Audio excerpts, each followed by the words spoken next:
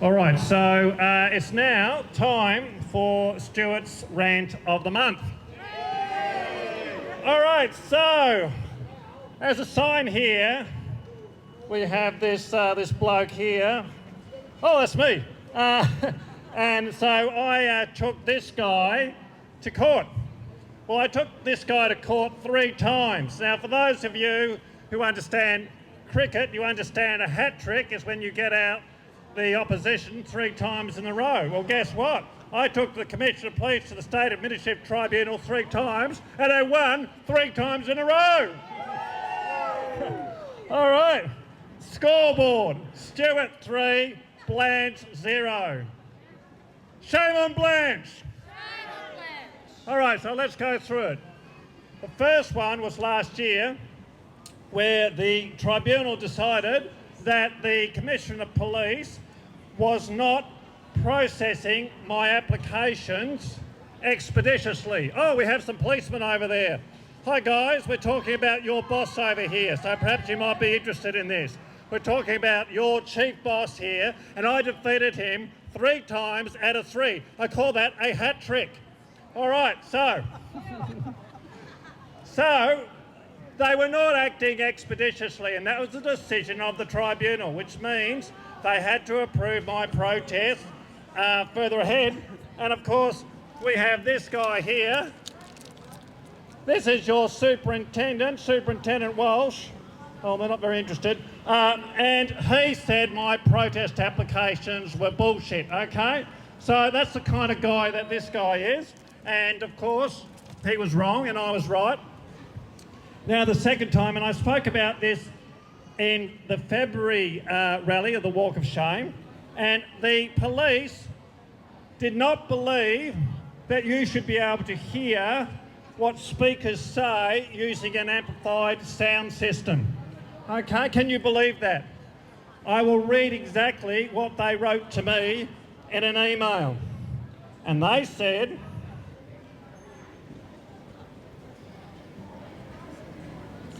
no use of amplified sound, that is a loudspeaker, is to be used to communicate to the members of the protest or other members of the public as they pass.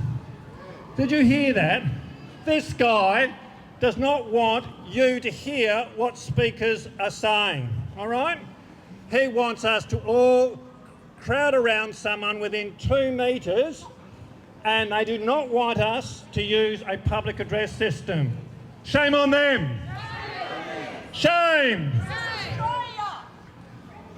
And so I said, well, that's ridiculous. That's insane. That's absolutely an attack on free speech. So I took them to the State Administrative Tribunal. And guess what happened? Look what's happening. I am using a loudspeaker.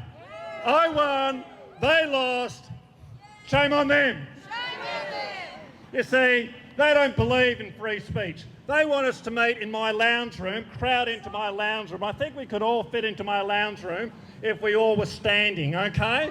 And then I can use a PA in my own lounge room.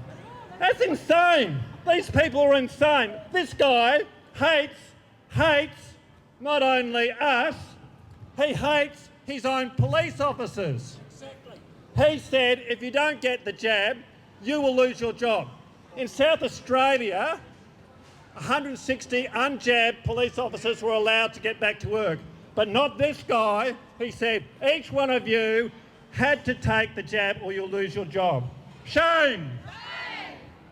So they also said, not allowed to hand out leaflets to 16-year-olds. Guess what? We're allowed to hand out leaflets to 16-year-olds. I won, they lost. Yay! Now we can't go and approach them, but if they come to us, we're allowed to hand them out. Okay, so that was the second win.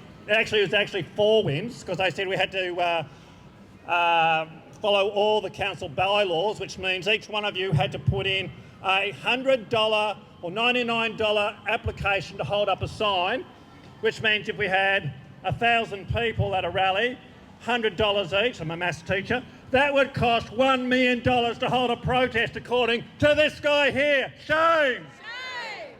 So they lost on that as well because it was ridiculous. It was insane. It was an attack on free speech. That's the kind of guy that he is. And he had to be dragged kicking and screaming to the State Administrative Tribunal because none of his officers would meet me. They would not step out of their office because they all have agoraphobia. They have agoraphobia and they have SDS, Stuart Derangement Syndrome. So, I beat him on that as well. All right, and thirdly, just recently, they said we couldn't walk between Council House and Government House. And they said if we did that as a protest, it would be a danger to ourselves, it would be a danger to other people, and it would disrupt vehicle traffic. Now, Max Freedom did an education video for the police, and there was 97 cars in 2 hours, less than 1 car per minute, and that was on a weekday. The protest was on a Saturday, and so the number of cars would be 1/3 of that, and so there would have been approximately 1 car every 5 minutes. And they said it was dangerous. Guess what? They caved, and the protest is now approved. Score rate, 100% for Stuart, 100% loss for this guy. Shame on them. You see, I did not get any legal representation, and I took on a $1.4 billion corporation, and I won. The little guy, Stuart Little, taking on this guy, and we defeated them 3 times in a row, and if they do anything stupid again, I'm going to do it again. So, what does that show us? It shows that you can defeat these guys. Okay, you can defeat the government, you can take them on, and you can defeat them. Okay? You are the deplorables. They don't like you. They call you all sorts of names. They said when we didn't take the jab, we were the cause of the pandemic. And they said we were the spreaders, we were super spreaders. It was all BS. And we're not dead. And how many of you have had friends who've had the 2 initial shots and the boosters, and they've had COVID once, twice, 3 times, 4 times? Just say it doesn't protect you. And in fact, it makes you more vulnerable to the jabs.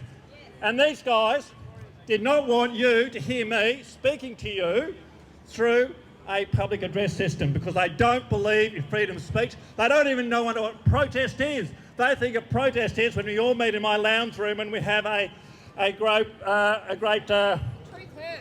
we have just a little group hug, okay? No, a protest is getting the message out, and that's exactly what we're doing, and we're doing it right now, and we'll continue to do it because we are winning. Yay! End of rant.